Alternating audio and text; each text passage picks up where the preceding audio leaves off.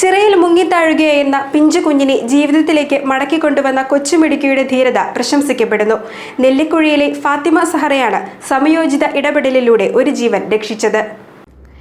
നെല്ലിക്കുഴി പഞ്ചായത്തിലെ സദ്ദാം നഗറിലുള്ള കാപ്പുചിറയിൽ നിന്നുമാണ് 2 വയസ്സുള്ള കുഞ്ഞിനെ ഫാത്തിമ സഹറ ജീവിതത്തിലേക്ക് കൈപിടിച്ച് കയറ്റിയത്.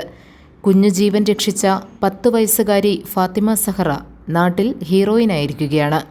ജനപ്രതിനിധികളും രാഷ്ട്രീയ നേതാക്കളും ഉൾപ്പെടെയുള്ളവർ ഫാത്തിമ സഹറയെ അനുമോദിച്ചു. കാപ്പുചാലി നൌഫൽ സബീന ദമ്പതികളുടെ മകളായ Fathima Sahra Kothamangalam saint George higher secondary സ്കൂളിൽ 6ാം ക്ലാസ് വിദ്യാർത്ഥിനിയാണ്. വ്യാഴാഴ്ച വൈകുന്നേരമാണ് സംഭവം.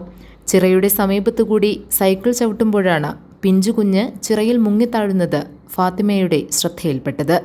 ഉടൻ തന്നെ സൈക്കിൾ ഉപേക്ഷിച്ച് ഫാത്തിമ ചിറയിലേക്ക് പാഞ്ഞു. കുഞ്ഞിൻ്റെ ഉടുപ്പിൽ പിടുത്തമിട്ട ഫാത്തിമ കുഞ്ഞിനെ കോരിയെടുത്ത് കരയിലെത്തിച്ചു. നിമിഷങ്ങൾ മാറിയിരുന്നെങ്കിൽ സംഭവിക്കുക മറ്റൊന്നാകുമായിരുന്നു. ചിറയുടെ സമീപത്തെ ബന്ധുവീട്ടിലെത്തിയതായിരുന്നു കുഞ്ഞ്. വീട്ടുകാരുടെ കണ്ണു തെറ്റിയപ്പോഴാണ് കുഞ്ഞ് ചിറയിലേക്ക് നീങ്ങിയത്. GTV news, Nellikuzhi.